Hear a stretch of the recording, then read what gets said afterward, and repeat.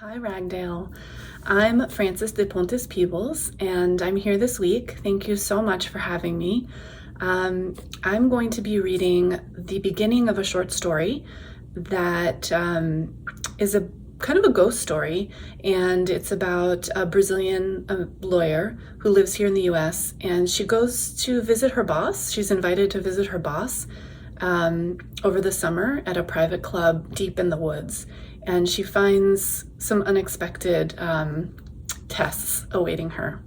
So here's the beginning of my story. It's called Nothing Ever Changes at Susquehanna.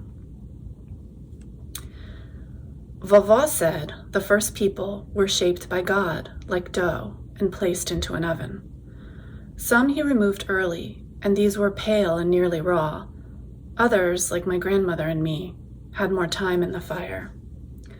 I imagined God's oven as I roasted in a rental car leaving the city. There were state parks and roadside stands selling berries. Beyond were vast fields with metal wings of irrigation pivots spread across their length. Under the wings were shadows shaped like people. They held baskets and shifted in line with the crops. In my underwear was a liner as thin as a receipt. I'd graduated from overnight pads bulky as diapers. I no longer had to examine the clots, black centers with fluttering pink edges, that swam in the toilet bowl. Were they the size of a golf ball? Of a lemon? If yes, I'd need to return right away to the clinic. The highway ended as a forest rose in a dark canopy. My cell phone lost its signal. Rocks clawed the bottom of the car. A wooden sign on the roadside read, Susquehanna. You'll come to my summer cabin, Meredith Flint told me a week before in her office. You'll be my guest. The invitation was a prelude, I believed, to my promotion at the firm. The road smoothed. On one side, a tennis court sat empty. On the other, a row of cars, SUVs with boat hitches the size of baby heads, a mud-splattered Tesla, were parked under the trees. As soon as I pulled in beside them, Meredith Flint appeared in my rearview mirror, as if she'd been watching for my arrival. She waved, her khakis frayed, her t-shirt tight, a baseball cap over her hair. Her arms and legs were dotted with sunspots, but her face was pink and shining. Don't you look fancy, she said, as I stepped from the car. I'd bought resort wear for the weekend, billowy pants, draped shirts, and soft linen. In my closet I had only suits and sweats. Neither would work in a private club, on a lake, in the woods, in the middle of August. Oh, that's all right, Meredith said, as if I'd apologized. She put her arm around my shoulders and pointed to my keys. Leave those. Our groundskeeper will come and bring your bag. The trees were as tall as buildings. A wooded path opened to a wide lawn and a row of white cabins. All were perched on a rock ledge overlooking a lake. Its water was so blue that the color seemed unreal, as if vats of dye had been dumped there. Meredith smiled. Gorgeous, right? A glacier used to be here. She took me near the ledge, where wildflowers grew, and a gravel path cut right in front of the cabin. We call this walking the line, Meredith said, leading me down the path, which ended at a clubhouse in one direction and dense forest in the other. There were 12 cabins for the 12 founding families who'd built Susquehanna 200 years before. Each cabin had a name branded onto the wood: Mason, Gillett, Fisher, Skinner, Flint, Newcomb, Nettleton, Emerson, Snow, Champney, Rogers, and Abbott. But we called Abbotts the newbies, Meredith said. Is this their first summer? She laughed. Their 60th. The founding family died out. The council wasn't going to replace them. They were just going to burn the cabin down. But the Abbotts stepped up and were allowed to join. A man and a woman sat on the newbies' porch sipping lemonade. My guest, Meredith called, pointing at me. They waved enthusiastically.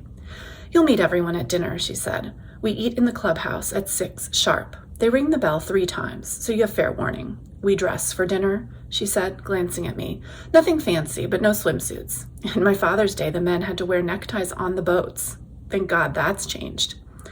A cabin near the end of the line had crooked shutters. Its paint had grayed. That's Irene's, Meredith whispered. She's blind as a bat with cataracts, but it's no excuse. The council's too easy on her. At the Flint cabin, a man dressed head to toe in khaki placed my bag on the porch. A cap covered his black hair, leaving his face in shadow. "Thank you, Jorge," Meredith said.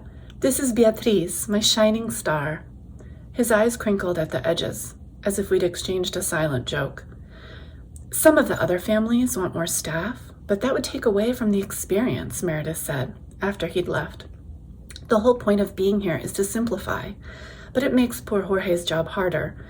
The caretaker before him lost his marbles in winter, drove his truck onto the lake and fell right through the ice. They found him frozen at the bottom, but he was a townie." "A townie?" "A local.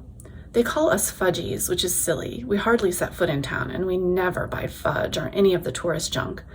When I was growing up, everyone who worked here was from town, but it's changed now with meth and all that. Jorge's from Honduras? Ecuador?" Meredith stared, as if I had the answer. "Well, he's my hero." The cabin's floor was sloped, its furniture mismatched and draped with nubby throws. Meredith's city house was all windows and light, with the pristineness of a department store display. In my imagination, Susquehanna would have the same restrained glamour, the same excess masked by simplicity. The cabin's stubborn old-fashionedness was a disappointment. I would stay upstairs in the bedroom beside Brittany's, Meredith's teenage daughter. She also had an 8-year-old son named Teddy. Just after he was born, Meredith argued a motion at trial, and during breaks pumped breast milk, which her associate put on dry ice and FedExed back to her nanny. Associates still whispered this story to interns and first years. It was lore and Meredith an idol. By the time she'd invited me to Susquehanna, I had clocked 3,000 billable hours and had taken over 200 depositions, trapping my witnesses in windowless rooms and repeating seemingly benign questions in the hopes of steering an outcome in Meredith's favor. I did all of the research, wrote the briefs, took the depositions, and then gave Meredith every answer so that she could try the case. I was, she said, like a battery, essential and hidden.